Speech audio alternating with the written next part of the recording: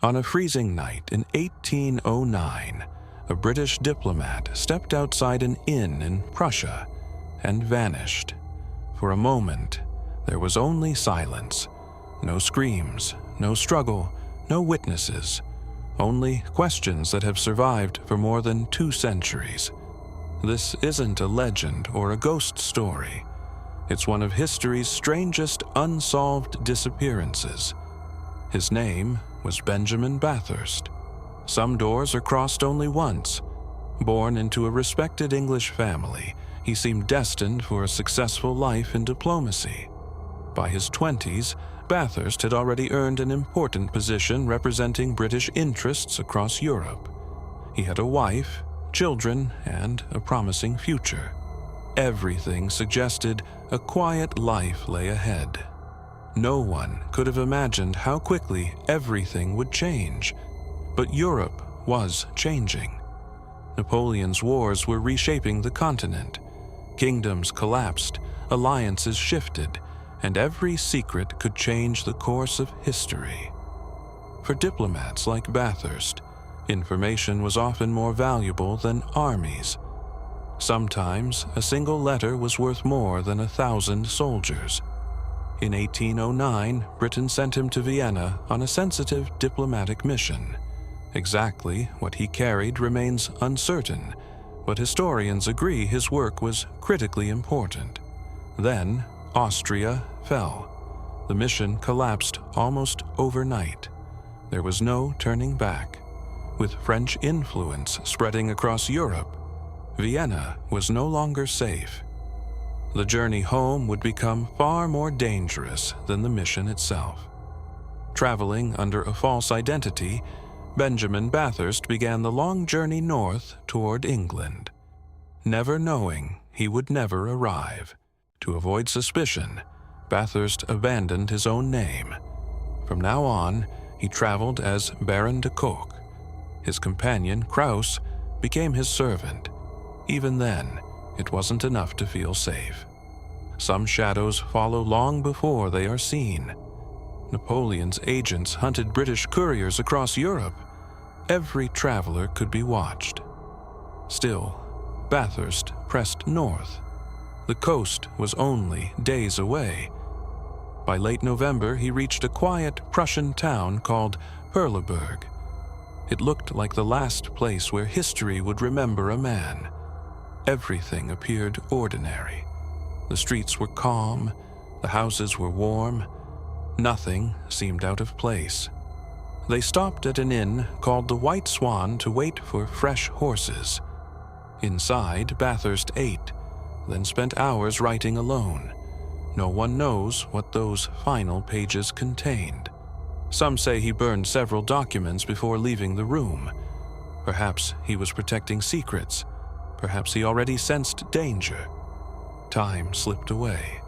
The departure was delayed again and again. Finally, long after nightfall, the horses were ready. Bathurst stood, opened the door, and walked into history. Moments later, Kraus followed him into the courtyard. The carriage was waiting. Benjamin Bathurst was not. At first, there was no panic. Kraus called his name. Only silence answered. He searched the courtyard, the stable, the street. Nothing. No struggle, no witnesses, no trace. Only an impossible absence. Benjamin Bathurst had vanished. Not on a lonely road, but inside a small inn courtyard. No one saw him leave. No one heard a struggle. Just silence. The courtyard had only one entrance, one gate, one impossible mystery. At first, few people cared. War had filled Prussia with thieves, deserters, and desperate men. A missing traveler wasn't unusual, until they learned who he really was. The investigation began immediately.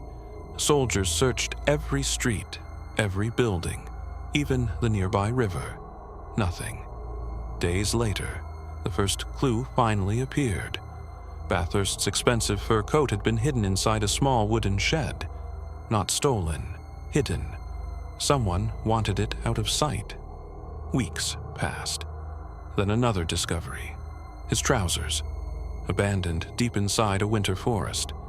Some later reports claimed they carried bullet holes, but no blood. Another clue that explained nothing: a coat, a pair of trousers, and still no body. His wife refused to give up. She traveled across Europe herself, determined to find the truth. A reward brought rumors, suspects, and accusations. But every lead faded into uncertainty. Even the British government wondered, was this simple robbery, or something far more deliberate? Years became decades. The mystery slowly became legend. Then, more than 40 years later, workers uncovered human bones beneath an old stable. For the first time, it seemed history might finally reveal its secret. The stable had once belonged to a former servant of the White Swan. For a moment, it seemed the mystery was finally coming to an end. But every answer created another question.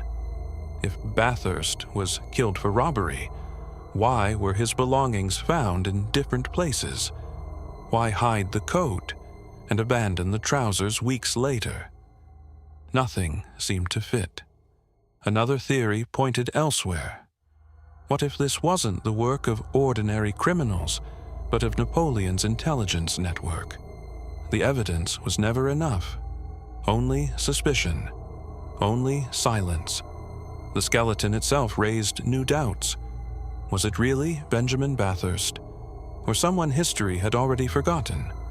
More than 2 centuries later, historians still disagree.